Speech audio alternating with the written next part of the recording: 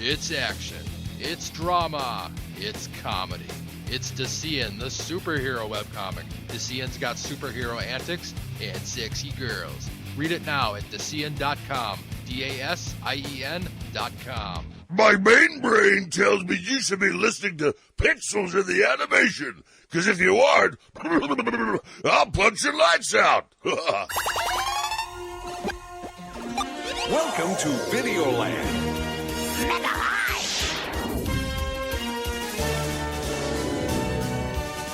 Wake up, Kid Icarus.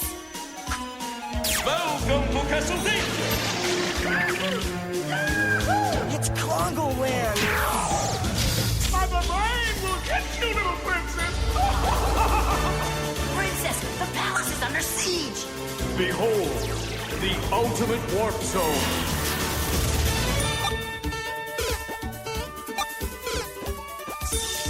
Kevin, I thought I told you to clean up your room. Whoa!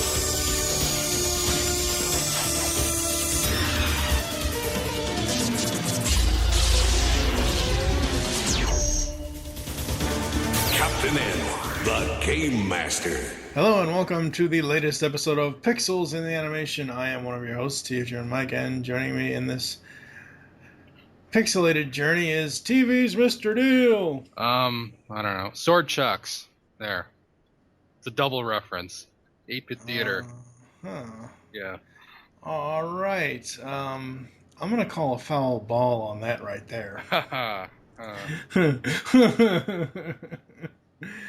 And we are here to review, quote-unquote review, the final 3 episodes of Captain N, the Game Master. Ladies and gentlemen, it's bad. Like, it's really bad. The last 2 episodes that we've done for Season 3, I think it was 2 episodes for Season 3, there were moments that I could find good things in, but the animation in these final 3 episodes is just so, like, I'm telling you guys, I'm not trying to be overly negative about this. I loved Captain N as a kid, and I still love it today for the most part, but outside of totally Tetrasized, Season 3 sucks. It really, really does. I have to read this from the Wikipedia, the cancellation of the series. Before the show's 3rd and last season, NBC made significant budget cuts to their Saturday morning cartoon programming as they began to gradually move away from cartoons. As a result, the 3rd season has lower quality animation with certain elements missing: Simon's goggles, Kid Icarus' sandals, etc., etc. So many episodes featured the first party Nintendo characters, Kevin, Icarus, Game Boy, to avoid paying royalties to Konami and Capcom for the uses of Simon Belmont and Mega Man, respectively. The episodes were also shorter, 11 minutes, and some did not have any tie-ins to Nintendo games, but other things such as Fairy Tales, Misadventures, and Robin Hood Woods. And sports, Battle of the Baseball Know-It-Alls.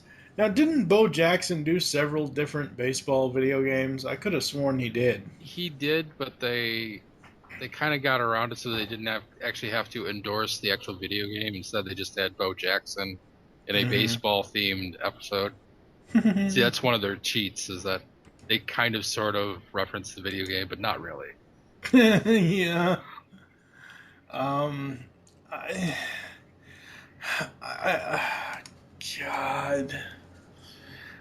Ladies and gentlemen, I am just so speechless at these final 3 episodes because... I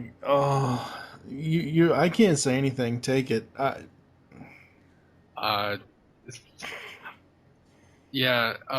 just say what I remember about the early '90s, the doom that was the late era Saturday morning, which was live action shows slowly encroaching in on cartoon time. I mean, of course you remember Saved by the Bell, but there was also shit like The Guys Next Door and other shows and plus sports was that's what really irritated me, is that sports programming started to muscle in on the Saturday morning time. I'm like, get this crap out. You have ESPN. Get this out of here. You know, God damn it. And yeah, it was really sad. I mean, it went down really fast. I mean, I think the Smurfs was already gone by this point, and Oh yeah, most definitely. I think Alvin and the Chipmunks was on its last legs, and yeah, it was really sad. Holy crap! I didn't realize ESPN was that damn old. Yeah, ESPN is pretty damn old. And I know Fo- somebody's gonna write in and say actually ESPN would have been ABC. Yeah, I know. Don't email me about it. Yes, it was the ABC Wide World of Sports, Yeah. but ESPN in itself, September 7th, 1979 is when it was launched. I cannot believe it was that Yeah. old. Oh my god. Yeah, but you know All what right. I meant. Yeah, NBC yeah. had its own sports, and that was really annoying. Oh yeah. Yeah. I mean, hell, NBC. Every network has sports now. Yeah. CBS, ABC. I think the only network that doesn't have sports is the CW. Yeah. Yeah. Um, that might actually improve that network. Anyway. All right. We are going to get to the final 3 episodes. These episodes, ladies and gentlemen, are so bad. It's not me just being lazy, but I'm just going to play the plot clips and we're just going to discuss them. I'm not breaking it up into power pads and zapped moments because I literally have one note for all 3 of these episodes. Yeah, I just have like a list of stuff for the Deke complaint department. Ah. Mm-hmm. Yeah. All right. So first up is the baseball episode after this.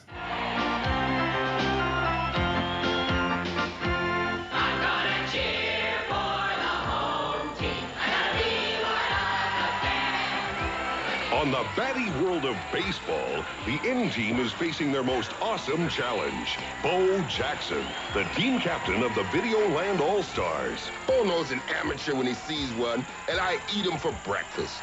Okay, eat this, slugger. You need to repeat that. I know. It's ironic that I would say that. You need to repeat that.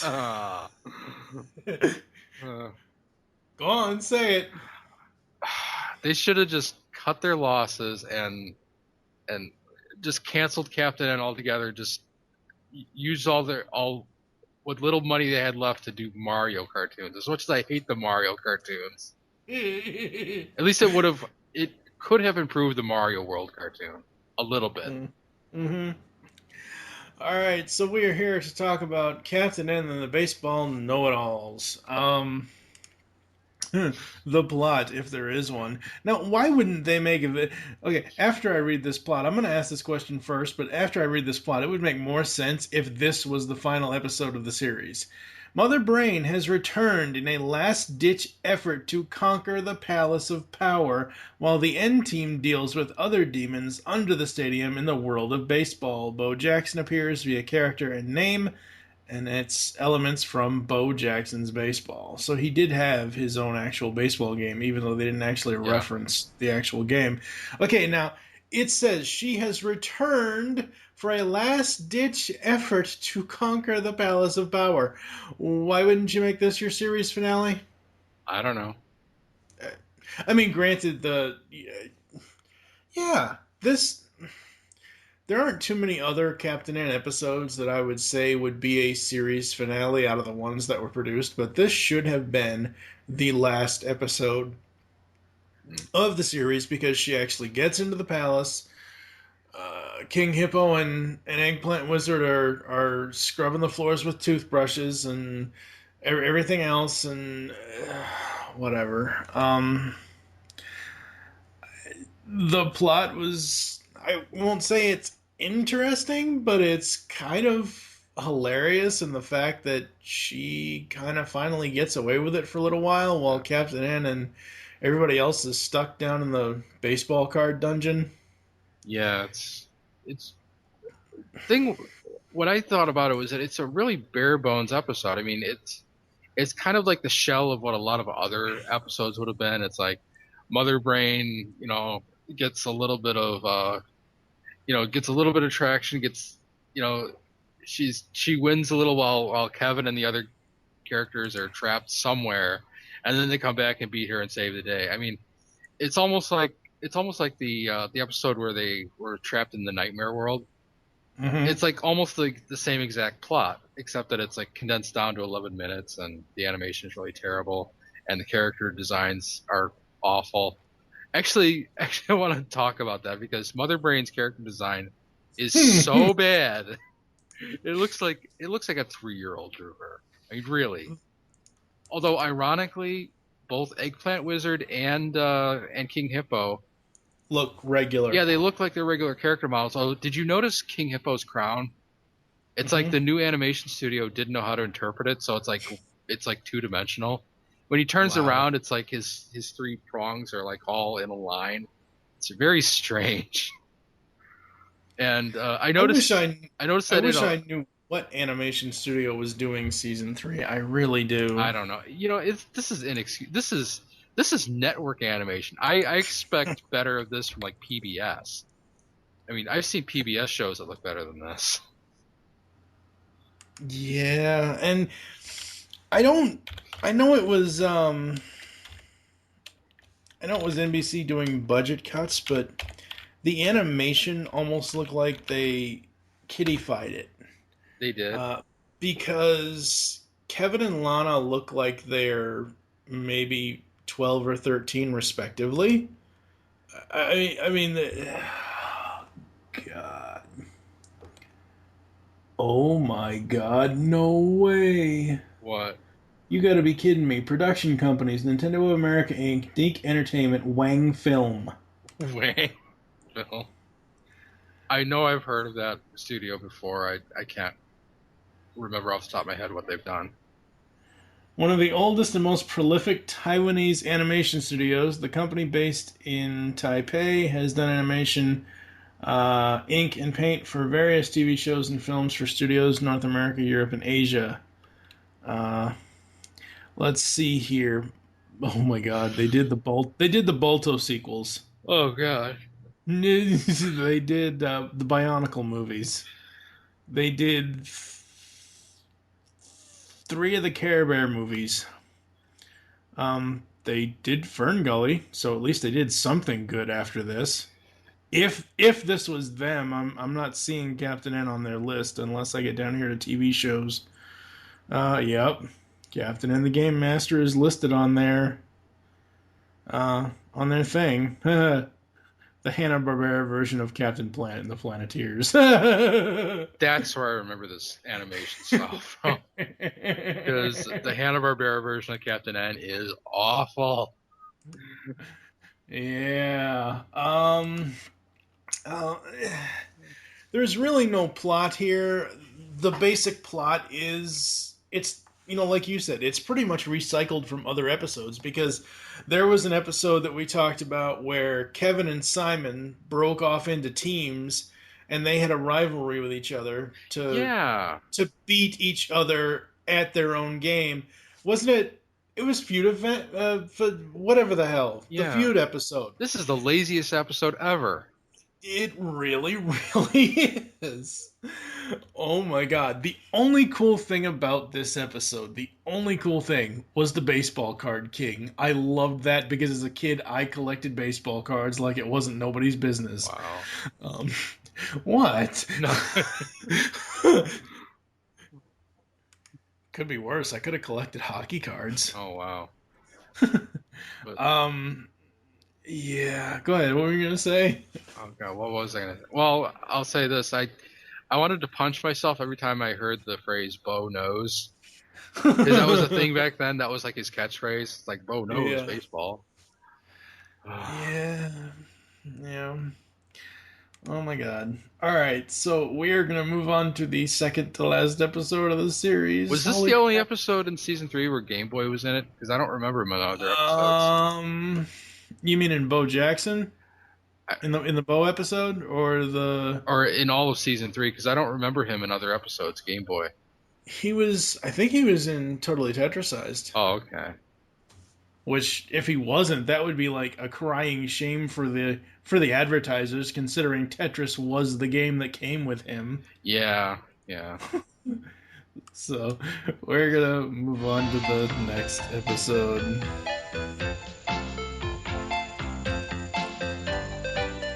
In a startling twist of events, the diabolical Dr. Wily has joined forces with Dr. Wright to bring peace to Videoland at last. Building a super robot to keep peace in Videoland was a brilliant idea, Dr. Wright. Its first act of peace was bringing the two of us together in friendship. I'll be back with my new control device before I can say peace. All right, up next is God. Why did I understand the reference they're going for here, but it just doesn't work. It really doesn't work.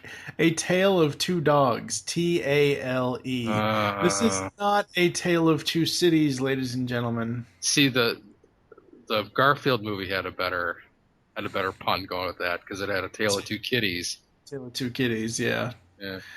All right, so Dr. Wily and Dr. Light, because I refuse to call him Dr. Wright. Yeah, that's Dr. Wrong. True Mega Man fans know his real name, damn it. Dr. Wily and Dr. Light and the N team build a peace robot. And yes, I did use the term robot because that's what Dr. Light will call them when we eventually get to the Mega Man series. But Wily double-crosses them. He tries to use the robot to take over Videoland after kidnapping Duke and Rush to keep Kevin and Mega Man occupied. Elements from Mega Man 3. Now, let me ask you this. Okay. The entire season, the entire series to this point, Dr. Wily has pretty much been a minion of Mother Brain. Right. Why is it only now, in the worst animation ever, that we get an episode of him on his own trying to take over Videoland? He doesn't even say he's trying to take over Videoland for Mother Brain. He is trying to take over Videoland for himself. I don't know. What? Oh, because they're taking the plot from Mega Man 3, which was in the game where he faked turning good and then surprise he was the bad guy. And that became a recurring theme in all of the games where it's like, surprise, the bad guy's actually Dr. Wily. Yeah, no, I remember playing Mega Man 3. I'm probably one of the few people that actually really loved 3, 4, and 5. Oh my god. You played 4 and liked it? Yeah. Oh my god. I hate Mega Man 4. Why do you hate Mega Man 4? Because there are so many bitchy stages. I mean, it's totally unbalanced. Like, there's so many horrible stages, and then like there's one or two that are really simple, like the Skullman stage. I could like sleep through it, but like other stages, oh my god, I hate the one stage that has like all the rainbow beams that if you step on them they disappear or something. And I just can't stand that game. Too many things hitting me from off screen. That's one of the things that I hated about it. But anyway, this isn't Mega Man 4. Oh my god. Yes. Oh. So they build the Peace Robot, which is Gamma from the game. Mm-hmm. Except it doesn't look like Gamma at all. Gamma actually looks pretty cool compared to this. This is just like, it looked like the yellow demon with like a smiley face drawn on it or something. I don't know. Oh my god. So, wait, this episode has a yellow demon with a smiley face, and it has a red devil dog. I swear to God, what possessed them to animate Rush like this? I don't know. I mean, okay, sure, in the Mega Man cartoon series that we'll get to eventually, he does kind of look cartoon-ish, but in this series, he just doesn't look right. It doesn't even look like a design. It looks like somebody drew him on a napkin and said, we got to hurry. Let's just send that over, you know? Like they didn't even take the time to finalize it, or I don't know. And yet, again, we have characters that look like they're Season 1 and Season 2 counterparts. Both Dr. Light and Dr. Wily look like their regular forms while everyone else is redesigned. Mm-hmm. Yeah, that's just crazy. But this episode is not. It's just So bad. Yeah, it is so very bad. It really, really is.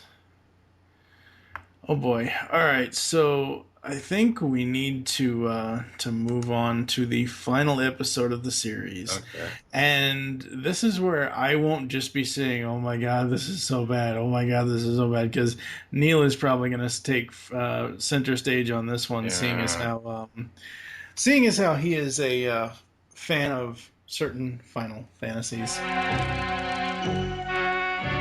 On the medieval world of Final Fantasy, an evil plot to overthrow the reigning prince reveals a side of Captain N few have ever seen. Whoa, this game looks awesome. I bet we could find something more exciting to do than having lunch with some drippy prince. Now, Kevin, the prince is a good friend of mine, so be nice. Stop! Thieves! Help! All right, ladies and gentlemen, the final episode of Captain N the Game Master. The fractured fantasy of Captain N. Now, before I give the plot and before Neil goes on his rant soapbox, I will say right now, I am not a role-playing game player at all. The closest thing to role-playing games that I come to is when Final Fantasy crossed over with Disney for Kingdom Hearts. Like seriously. Like, that's the only role-playing game I can really, really play well. It's not that I have a dislike for the franchise, it's just not my thing. I don't know. So, alright, Fractured Fantasy Captain N. Kevin is hypnotized into doing evil by a dark prince named Astos, who hopes to conquer the world of Final Fantasy. Elements from Final Fantasy. Take it away. Okay, first of all, Astos is such a minor villain in the game. He had no aspirations whatsoever, I don't think. I mean, all he was he was the villain who put the prince to sleep. But the whole purpose of going after him was to get the, I don't know what he had. The crystal. Yeah, he had the crystal, which you needed for the witch to do something or other, and I've kind of half forgotten what that part of the game was, but it's very early in the game, and Astos, like I said, he's such a minor villain. There's no chaos in this episode. There's no Garland.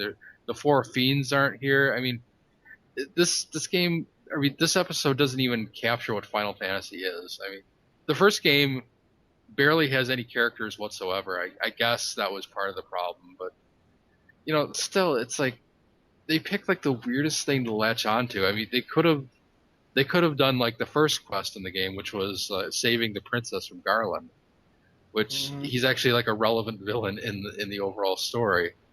And then they got the witch, but they didn't really do the witch right. The witch is supposed to be blind, and was that the broom from She-Ra? What the fuck was that? Oh my god, you stole my note. I was like, that's Madame Raz in disguise, and there's Broom. Yeah, I mean, it's totally Broom. It looks exactly like him.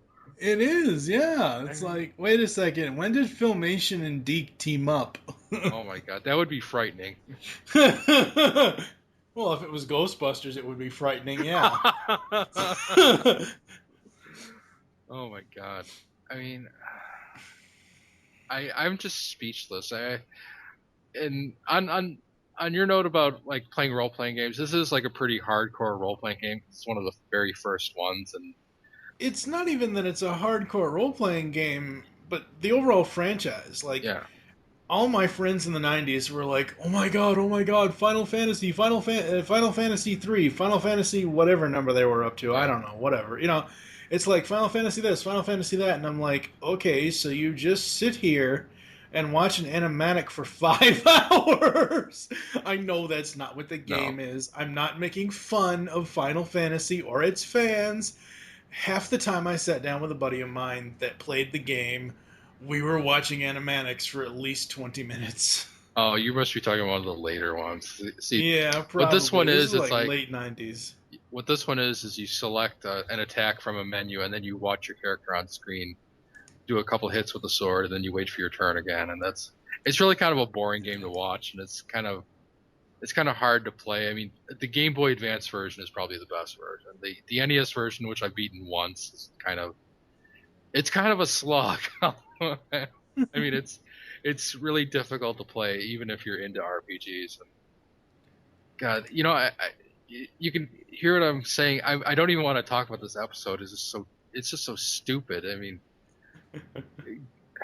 Astos, God, why is he even in this episode? All he does is he puts a spell on Captain N to put the prince into a deep sleep. I think he poisons him or something. Yeah. And then he uses Kevin to train his troops, which are just like stupid hollow knights or something. Mm-hmm. And then, oh God, why couldn't Simon be in this episode? Because they had Kid Icarus and Mega Man together dress up as one of the bad guy knights, and of course they have to do the guy in the trench coat thing where like one is on the shoulders of the other guy, and they put the costume on, and somehow, even though they look terrible, it tricks Astos into hiring them. And what the heck is that? I don't know. Look like a giant turtle in a trench coat. You're going to LaGuardia, right? Yeah. Oh my God. All right, we're going to take a quick break. You're going to hear some ads and some other stuff, and we will come back with final ratings and final thoughts, and yeah.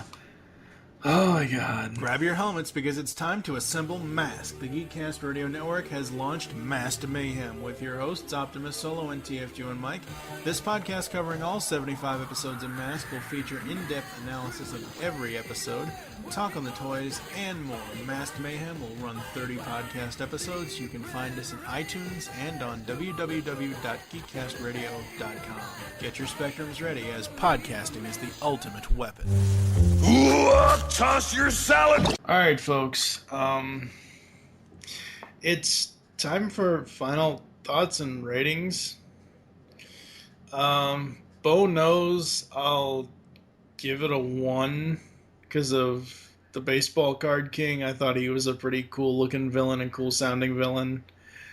The other 2 episodes, double zeros for both of them. Yeah. The animation, these last 3 episodes, the animation is what really kills it. It really does. I'm so glad they didn't do a final Zelda crossover, because I would have been scared shitless to see what the hell kind of chubby Link they would have put in there. Oh, that would have been awful. I know, right? What about you for these ones? I'm just going to go 0 for all 3 of them. I mean, I cannot recommend these at all. I can't either. It's in some of the earlier seasons, I'm like, yeah, this is a terrible episode, but it's kind of funny that they did this and that, so I could kind of recommend it. This is like I said, it's like I've seen PBS shows better than this. What was it? The Book of Virtues, Book of Virtues, whatever the hell that was called. That was animated better than this. Oh God, there's nothing. There's no redeeming quality whatsoever. Oh my God! Now, aren't you glad that on the quote unquote complete DVD of Captain N, these last 7 episodes were not on it? I did kind of miss the totally tetrasized, but I understand why they weren't on it. And even so, Shout Factory went back and did a release because these were part of season 3 was part of Captain N and the New Super Mario World. Yeah, these were paired up with Super Mario World, which we are going to get to individually of this after the next series we will cover. Yeah, I think these 7 episodes and the clip show episodes, I think these are all apocryphal. I don't think they count. The only one I will not allow you to say that does not count is Totally Tetrasized, because I really dug that one. So 1 out of 7 ain't bad, I guess. I don't know about that. Well, 1 episode out of 7. But anyway, all right. What have you got coming up? Well, I'm starting a whole new chapter into Decian. Brand new story, brand new characters being introduced, tons of wackiness, and I've got a couple crossovers coming up, which I'm not sure if I'm going to be even started by the time this episode is released. So don't hold your breath and don't be looking for them because they're probably not going to be done. And there's some rumblings of like another mega crossover between a bunch of other superheroes on the internet, which I'm pretty sure I'm a part of. So that's going to be happen sometime next year. But there is some rumblings, and I'll probably be throwing some goodies on the Facebook page. Awesome. Yes. Awesome. All right. Thank you for joining us here on Pixels in the Animation. There are several ways to get in contact with us or leave feedback for the show. Visit the website, geekcastradio.com, where you can comment on each and every one of our episode posts. Email us feedback at geekcastradio.com. Leave the show's feedback in iTunes. Please do this. Follow us on Twitter. The network there is at Geekcast Radio. Mine is TFG1 Mike. What is your Twitter? Neil Sama. Become a fan on Facebook. Go to facebook.com/Geekcast Radio Network. You can also check out Neil's Classic Gaming and Decian Comic over there. Yes. Call the voicemail line. Tell us the show you're leaving the message for and your name. 502-526-5821. There is a 5 to 6 minute time limit, I believe. We hope you quote-unquote enjoyed this latest episode of Pixels in the Animation. Wish you'll join us next time when we will be going over the Captain N series recap. Yay. Oh, God. For now, I am TFG and Mike with TV's Mr. Neil. Tune in next time and help us find the pixels in the animation.